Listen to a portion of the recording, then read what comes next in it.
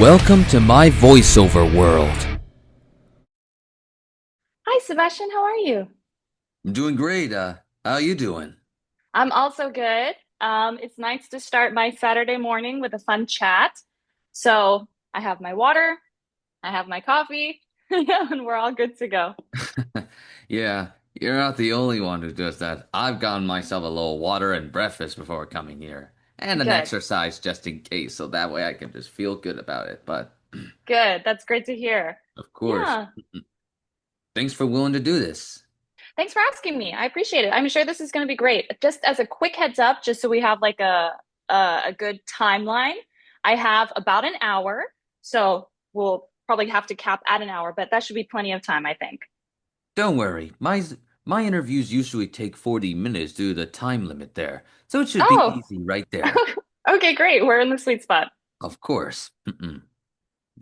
I've been wanting to say this to you, but I've been getting to know a lot about you because of Mhm. your character Mei from Street Fighter 6, which in turn I actually got to meet a lot of people there, including Ryu himself, Oh, which great. who's on the autism spectrum like me. So Mm. Oh, I wasn't aware of that. That's pretty cool. Where did you meet him? it was like 2 years ago online on a Zoom meeting where I interviewed him 2 years ago, and he's Hmm. been following me around ever since. That's awesome. I think it's really cool that you're like reaching out to people, doing these interviews. You've probably met a lot of interesting voice actors. Yes, I've done that because they're the whole reason why I became a voice actor myself. It's just Hmm. the only thing I have to do is get myself into a lot of auditions right there so that I Yeah. can get myself into real projects. Sort of like when you in those videos that you have done that Uh, involving your voice acting and everything. oh, are you talking about like my following directions as a voice actor, like those little skits? Yeah. Sometimes that's really how it feels in the studio. Like you'll feel like you're getting these really silly, crazy directions, and you just have to try, as a voice actor. Yeah. But now, I've got many questions I've been wanting to Okay. ask you. Yeah, go for it. You've been part of these incredible projects you've been part of, right? So how does it feel about being in so many different projects that are yet to come? Oh, that's a sneaky question. Um, I'm hoping I will be in many more projects to come. Absolutely. And I'm very honored to be in the Fatal Fury and Street Fighter franchise in my own capacity so far. I'm definitely hoping for more opportunities in that. And I'm also hoping that other games and clients and casting directors hear my voice and my work there and consider me for other projects as well. So I just see this as like, yeah, a stepping stone in my career, just another cool thing that I've done and something to be proud of. I see. Which leads me to the most important question. How did you get into voice acting, and what was the best decision you've made so far that has excelled into your career? For what purpose? That is such a good question. Everyone's story of getting into voice acting is a little bit different. Because everyone's situation is different. And also, the world has changed so much with online postings and castings and people working remotely. So, in one way, I feel like there's more opportunities for more people. So, we'll probably see even more crazy stories come out. But in my case, I got started in Seoul, South Korea. And at that time, I was not considering doing voice acting at all. I hadn't even thought it was possible to do this as a career. And so I saw the casting. I can't remember exactly where I saw it, if somebody told me about an audition or I saw it online somewhere, because the voice acting world in Korea is a lot smaller than what you would see in the US. And also, if you're an English speaking voice actor in Korea, there's different opportunities that exist than if you're only a Korean speaker. So I speak English as well. So I had some other opportunities. So this audition was out there, and they're like, we're looking for an English speaking voice actor or someone interested in even trying. So I went to the audition and they really loved it. And that was kind of my first step. I have to say, that was my luck. I think this industry is really based a lot on luck. But to come to your second question, which was what was the biggest important decision? I think it was just to show up. I think a lot of times we think, oh, maybe I can't do it, or maybe I'm not ready, or what if this doesn't go well?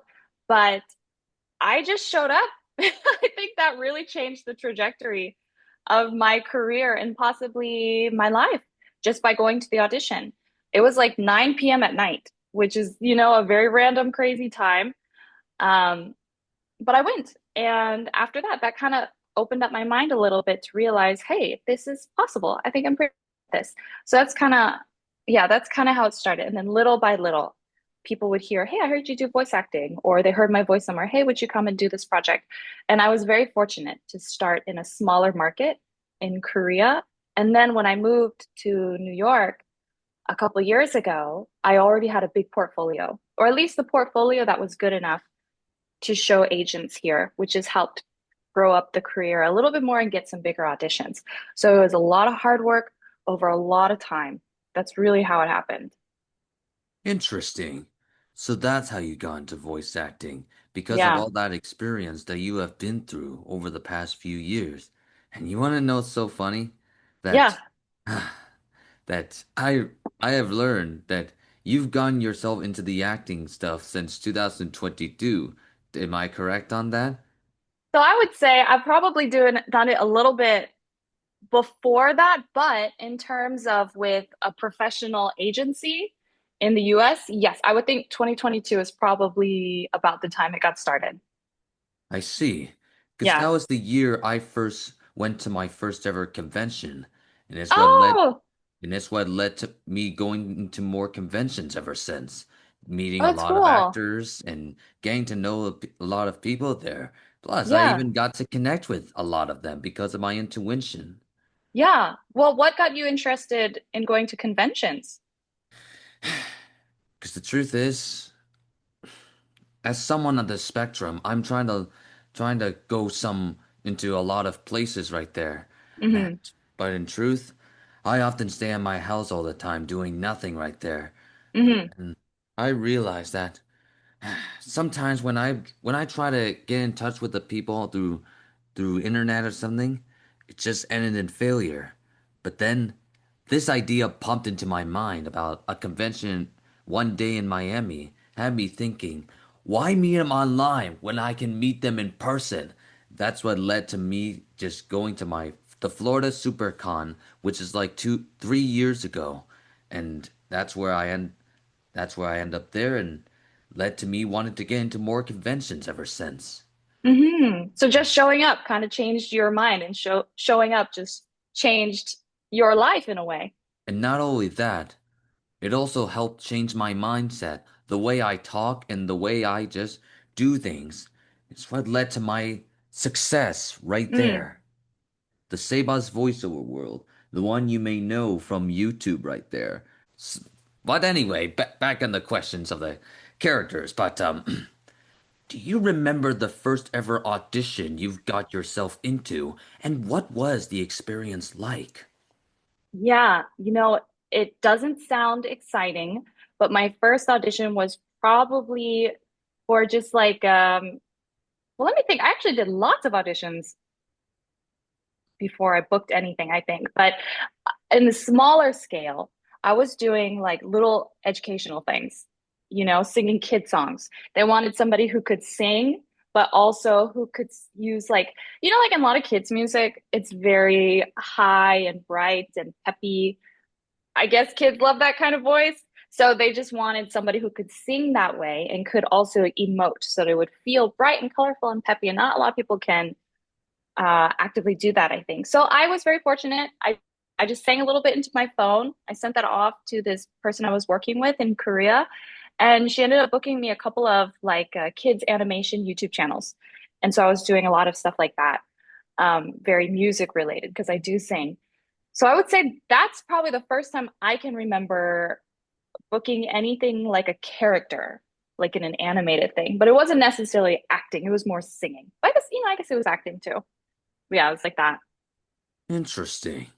Yeah. So, that show you mentioned earlier, if I am not mistaken, I believe it must be Blues Clues and You Nursery Rhymes. Does that sound correct? It was actually way before that. So Blue's Clues I booked in the US. The things that I did were these Korean kids animated channels. And actually, I don't think I have any of those on my portfolio. I probably didn't put them on my resume. It's definitely not on IMDb because they were like, because Korea's market is different than what's going on in the US. So there's actually a lot of projects that I did in Korea that are not listed on my portfolio or IMDb. I think because I don't know, maybe it's hard to track down or something like that, just two different markets. So what you see on my portfolio is actually a lot shorter than all the stuff that I have done.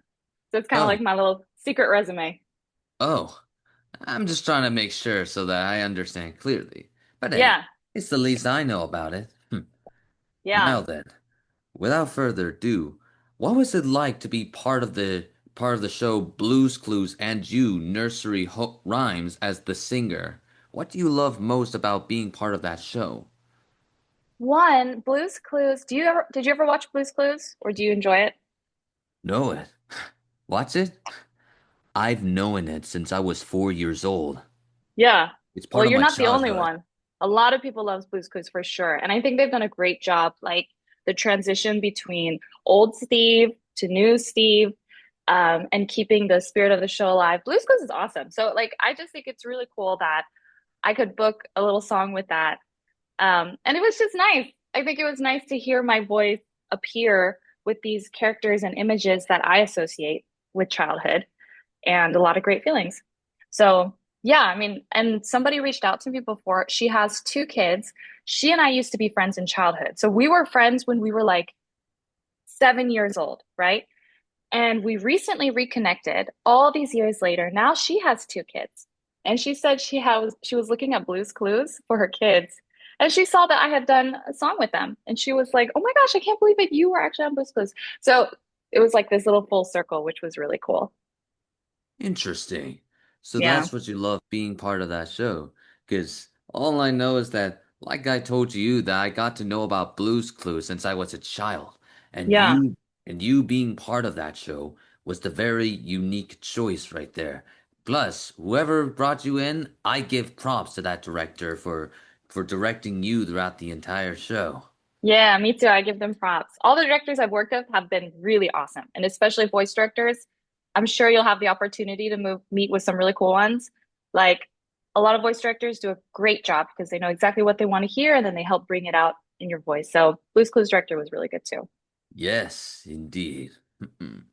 Now, being part of the podcast series, which the short by all means called Secret Santa, must have been very nice, right?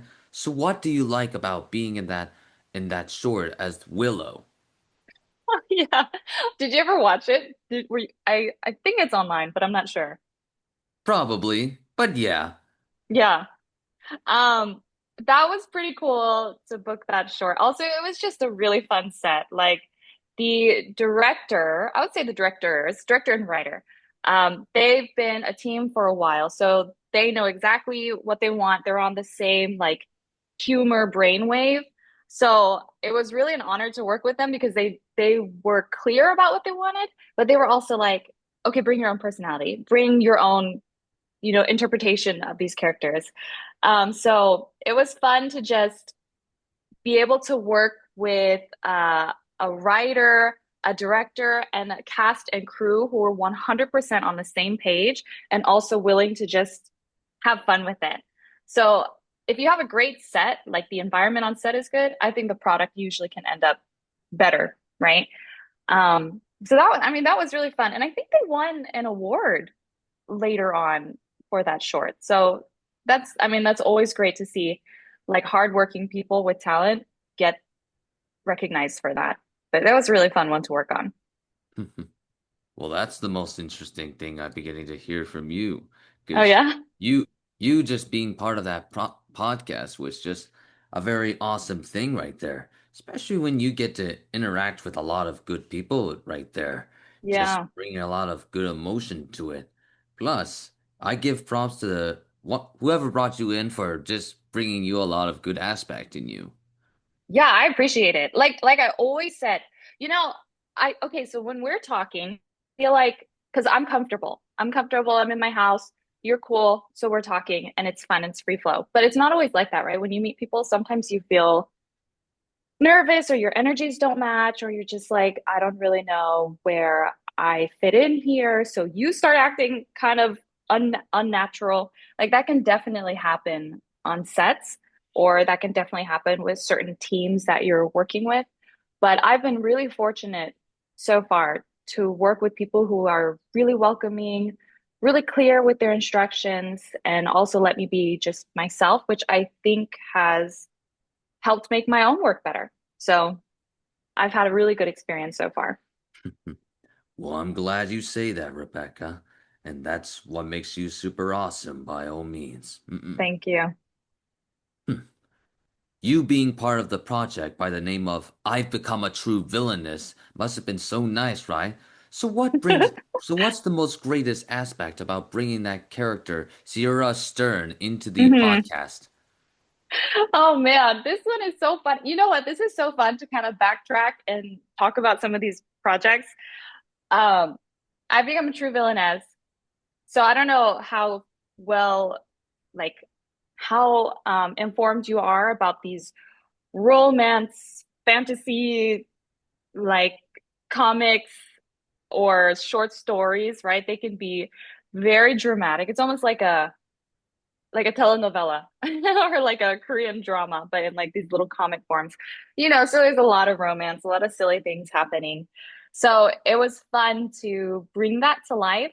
And then when you hear the final result, it's like funny and silly and well produced and great and goofy all at the same time. That was a really fun project to work on, and was very lucky to work with a really excellent side lead. He has a great voice. And so it was just fun. I mean, that was just a fun project all around. I would love to do another one of those. But do you listen to any of those kind of scripted podcasts, like Actually, audio drama?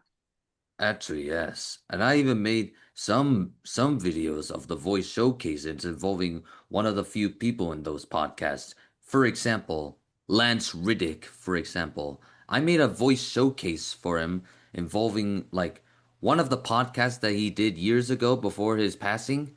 I Uh-huh. extracted that as a way to help that podcast be remembered. Oh, cool. So, yeah, that'll go for the same for you too when that time comes. But speaking of another podcast that you were brought into like years ago, but Yeah. in in that podcast series by the name of Korea Deconstructed, Yes. what's very awesome about being in that podcast series as the interviewee? Yeah. So I don't know if you're aware, before I came to the US in Korea, I was running a lot of projects myself. So I was always interviewing other people as opposed to people interviewing me. Like I used to be a radio DJ. I worked on public radio. I had a live show. So we would interview a lot of other people all the time. So David, who runs that podcast, he is a very well-informed person about Korean culture and history and society, which is always great when you speak to somebody who knows what they're talking about, right? Yeah, and so when he invited me on that show to just kind of talk about my own experiences as half Korean, as a model, what it's like living in Korea versus living in US and all of these things, it was really refreshing, I think, to talk to somebody who also has great context and understanding of Korean culture and history. So I just remember that being a really good time. Well, that's very interesting. I'm beginning to hear from you. Because, hey, you being part of that podcast was just like a very good thing right there. And you want Yeah. to know something funny? Like, Yeah. you're like the only person right there on that on the Korea deconstructed thing. And eh, it's just very awesome to see like you just trying to be very good on yourself. But hey, Yeah. that's It's what, totally true. of course. Now, without further ado, you being the audio description narrator for both Lost in the Starlight and K-pop Demon Hunters must have been the Mm, most coolest thing, right? So what's the yeah. most thrilling thing about being the narrator for both these projects? What do you love Yeah. most about it? Well, do you use audio description when you watch any movies? I know I'm not really sure. Well, I'm sure anybody could use audio description. Do you listen to it when you watch shows? Sometimes when I don't understand, then yeah, Like, for Yeah. example, Love on the Spectrum, for example. Oh, really? Oh, I haven't heard the audio description on that one. What did you think of Love on the Spectrum? Did you like it? This is kind of a side piece, but To be honest, that show was a very good experience right there. Getting to learn about a lot of people on the spectrum, sort of like me, because the truth is, I meet a lot of autism people who are on the spectrum, but when joining the Doug Flutie Jr. Foundation for Autism, it just opened my eyes to mm. socializing with those who understands the spectrum, which is why I attended the Boston Marathon around April. And it's Oh, what led to cool. my greatest achievement right there, making a lot of friends and just understanding the perspectives to just be me and using Yeah. autism as a unique ability to help a lot of people in the world to just truly understand themselves. Yeah, I think that's awesome. I think anytime somebody's a little different in whatever way, sometimes we feel like just shrinking in on ourselves or like hiding ourselves from the world, but we all have our own amazing abilities and talents that just make the world a better or more colorful place. And that goes for anything, you know? So I think that's really cool that you enjoyed the show, right? Because Yeah, I was always curious. I see that. Oh, yeah, about the audio description narrator Oh, of yep. the, yeah. So what do Oh, you like sorry. about that? Right. Let's come back from the trail. Um, Audio description. Okay, so this was something I wasn't very well versed in. I wasn't 100%. I knew something like this existed, but like I wasn't very active in it or used it very regularly or thought too much about it, honestly. So when I was approached to do the audio description for the show, I actually didn't know which movie it was going to be before I got into the studio. And then when I came into the studio, you're reading the script in real time. So you're kind of listening and watching the movie at the same time that you're reading the script. So you want to get the line in between the dialogue, right? So they're not clashing over each other. So there's a kind of rhythm to it, I think. Like you listen to it, less than watching, you're more like listening. So you listen. Okay, there's a sword. Psh, now you say your line. Oh, there's going to be a loud crash. Now you say your line. The music stops. Now you say your line. It's all written in the script. So you got to match the timing well. So it was a really fun challenge. It's a very unique kind of voice acting that I don't think is very common for a lot of voice actors. So it's really cool that I got to experience this. But yeah, I've done two movies so far, and both of them were great. So it's kind of like I get to watch a movie at the same time I'm working. Well, that's most interesting to hear from you. Because, hey, you being part of these Korean projects, like one is anime and one is fully 3D Sunny Pictures animation there. And Yeah, you just being part of it as a narrator of audio description was very awesome. Since lately, K-pop Demon Hunters has been very popular those yeah. recently. Especially one of those people I got to meet with before he got himself in there. The one who does one of the demon boys. Oh, who was it? It was the one with the hair, though that doesn't show his eyes, but Oh, okay. Are you talking about Baby Sata? bingo! I met his voice actor years ago before he got himself in there.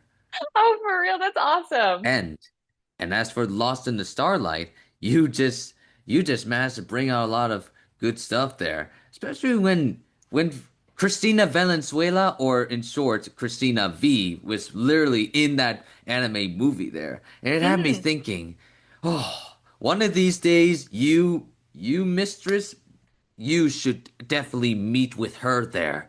That way you can get to know each other very well. Plus, Yeah. she's in Street Fighter 5. You know that? She does literally the voice of the replacement for Ibuki and Inaro. I didn't know that. Okay, that's really cool. You look up her behind the voice actors website Yeah. and you will see it right there. Because Yeah, trust I me, will. I looked up her info and that's why I'm passing that information to you. Yeah, that's good to know. I think it's really cool, like all these connections. This is what I realized working more stateside. There are connections everywhere. Like voice actors, even if you don't meet each other in person, you'll have worked on the same project. So that when we do in person, I'm sure there's going to be this feeling of connection. I think that's really cool. Of course. That's the thing about meeting with a lot of people, is just by not only to get themselves into these projects, just by fitting in the community very well. Yeah, Of having these mutual interests, right? So you have some way to connect. indeed. But you know what? What I just said earlier, really had me with the question. But what's the most biggest thing when you were brought into Street Fighter 6 and Fatal Fury City of Wolves as the voice of Mai Shiranui? Hmm. What's really most connecting? What do you connect from her? Let me think about this one. Let me really, really think about this one because Like, the, do you relate to her by all means? yeah, I think I do. I think so. I'm a more bubbly personality. I think I tend to have a little brighter personality, but I also do think when it comes down to it, I can be really fierce and really stubborn. And so I feel like we related a lot in that way. Um, I know there are some people who say we look sort of similar, so there's this also feeling of connection. And she's just really fun. And I like her style, also her choice of fighting and all of these things. So I just feel like, okay, this is a character that I admire and I think is really cool. So it really helps me to relate more with her. And she's also very funny. So when I'm reading her script, sometimes I'm just laughing to myself because I'm like, she is so funny. Um, yeah, so I think in those ways we've connected, but it was a process. Like when I first got the audition, I wasn't aware of who the character was. And then when I got in the studio, the director was like, okay, we're bringing this iconic character to life, and all her millions of fans are expecting it. And I was like, okay, like that can feel like a big responsibility when she's so beloved for all of these years. So that kind of speed ramped my journey of getting to know her and becoming more familiar with her so that I could do a better performance for everybody. And I hope that came across through my work. And yeah, and it was fun to explore like a little bit of different aspect of her because in Fatal Fury, she's a little bit older, she's a little bit more, maybe more mature, maybe kind of like an older sister. And then in Street Fighter, she had a little bit of a younger energy. So it was fun to try those two different sides of her. I see. So that's what you love most about voicing her there. Because you being part of that famous franchises that has been going on since the 1980s has been like the most biggest impact right there. Yeah. Plus, I give props to both Melissa Grillo, if I'm not mistaken, for Fury, and for the Street Fighter, for Keith Aram and the other directors for bringing you and your character right there. And you want to know what's most funny? That your character and another character who is voiced by Amberly Connors is just Hmm. they literally did some kind of fandom right there. This fan fiction they wrote about them right there. About and not just that, but other things that just makes your character so awesome right there. Yeah, absolutely. Because the truth is, you voicing that character is what will lead you into getting yourself into more games. And not just the games, but to get yourself into a lot more anime and everything like there. Because you being part of an anime show will break the internet. And people will be like, holy crap, you're in anime! Nice! So, Yeah, yeah, that that's, would be awesome. I accept that. Thank you. of course. That's the reason why I gave you that idea of the Gundam for to make it happen right there. And plus, with me voicing with you in it, it will make it more awesome right there. So yeah, Yeah, that's cool. That's so awesome. Thank you for saying that. of course. You know, there's one more question I'd like to ask you, but what is it that you hope to accomplish when you finally get yourself into a lot more projects? I hope to accomplish. What do I hope to accomplish? Well, every time I have the opportunity to work on a project that somebody worked on, somebody wrote, somebody dreamt about for a long time, somebody put their passion and heart into, when I have an opportunity to work on those kind of projects, I hope I can bring my best and make some kind of impact on the viewers or audience so that they love it, right? That's the best that I can do. Um, For myself personally, I hope I can always be proud of the work that I do, and I hope I can continue doing things that I love to do and meeting a lot of cool people. I gotta say, like doing the Street Fighter and Fatal Fury voicing has helped me meet a lot of really cool people like yourself, some other people who have reached out to me to interview or who have just messaged me saying that they love my work. That means so much to me. So I think whatever work I continue doing in the future, I hope I can keep building this kind of community and meeting really cool people because I think that's the most important thing, honestly. More than just doing work is getting connected with people and realizing you're making impacts here and there, hopefully in a positive way. Um, yeah, and I would just love to build a beautiful life. That's really what I want to do. So if voice acting is the way to do that, then I'm going to go 100% in. And so far, it has seemed to be that way. So, short story, long story short, I will keep doing what I'm doing now because I think I'm on the right path. And hopefully, it will just continue to get bigger. I see. So that's the biggest accomplishment that you want to achieve. You know something? Yeah. My biggest dream, on the other hand, is to get myself into a lot of auditions. And Hmm. because, like you, I wanted to get myself into a lot more auditions so that I can be brought into a real project.